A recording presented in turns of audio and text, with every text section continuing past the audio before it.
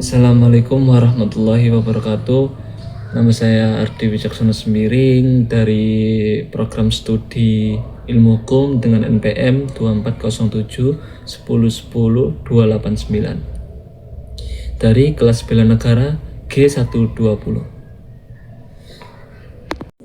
Video ini akan membahas bagaimana nilai-nilai bela negara diimplementasikan melalui praktik manajemen dalam organisasi, mulai dari cinta tanah air, kesadaran berbangsa dan bernegara, hingga profesionalisme dan kepemimpinan beretika.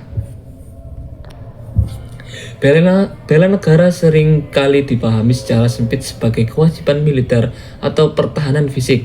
Namun dalam konteks masyarakat modern, bela negara memiliki makna yang lebih luas. Setiap warga negara dapat berkontribusi sesuai dengan peran dan keahliannya, termasuk melalui praktik manajemen dalam organisasi. Manajemen tidak hanya berbicara tentang bagaimana mencapai keuntungan atau efisiensi kerja, tetapi juga tentang bagaimana keputusan yang diambil berdampak pada masyarakat dan negara. Oleh karena itu, nilai-nilai bela negara dapat diimplementasikan secara nyata melalui cara organisasi yang dikelola. Nilai pertama adalah cinta tanah air. Dalam praktik manajemen, cinta tanah air tercermin dari orientasi strategis organisasi seperti memprioritaskan penggunaan sumber daya lokal, mendukung UMKM, dan menjaga keterlanjutan usaha. Keputusan material yang mendukung ekonomi domestik bukan hanya menguntungkan organisasi, tapi juga memperkuat ketahanan ekonomi nasional sebagai bagian dari bela negara non-militer.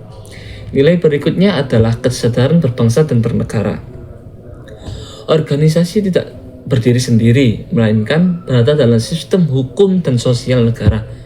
Manajemen yang baik akan menjalankan organisasi secara patuh terhadap peraturan, transparan, dan akuntabel. Kepatuhan terhadap hukum dan tanggung jawab sosial ini mencerminkan kesadaran bahwa keberhasilan organisasi harus sejalan dengan kepentingan bangsa dan negara. Selanjutnya, Pancasila berperan sebagai kerangka etika dalam praktik manajemen. Nilai kemanusiaan, keadilan sosial, persatuan, dan musyawarah dapat diterapkan dalam pengelolaan sumber daya manusia dan pengambilan keputusan. Kepemimpinan yang partisipatif dan adil dan menciptakan lingkungan yang kerja sehat, meningkatkan kepercayaan, serta memperkuat budaya organisasi yang berlandaskan nilai kebangsaan. Selanjutnya, nilai berkorban juga tercermin dalam dunia manajemen, terutama saat menghadapi dilema etika. Seorang manajer dituntut berani menolak praktik tidak etis seperti korupsi atau manipulasi data. Meskipun berisiko terhadap posisi atau kepentingan pribadi, sikap ini merupakan bentuk pengorbanan non-fisik yang penting untuk menjaga integritas organisasi dan kepercayaan publik. Yang terakhir ada kemampuan awal bela negara, diwujudkan melalui profesionalisme dan kompetensi manajerial. Manajemen yang profesional, beretika, dan adaptatif akan menciptakan organisasi yang tangguh dan berdaya saing.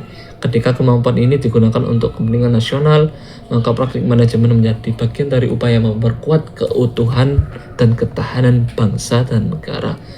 Sebagai penutup, bela negara bukanlah konsep abstrak yang terbatas pada ranah militer. Melalui praktik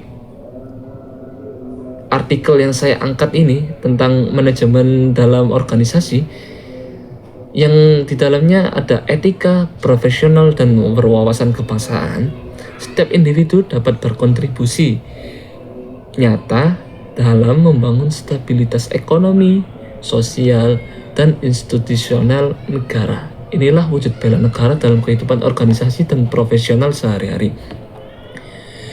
Bela negara bukanlah sekedar konsep normatif dan bukan pula tanggung jawab segelintir orang.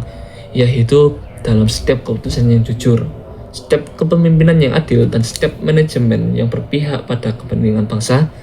Melalui praktik manajemen ini yang berlandaskan Pancasila, menjunjung etika, serta mengutamakan kepentingan bersama.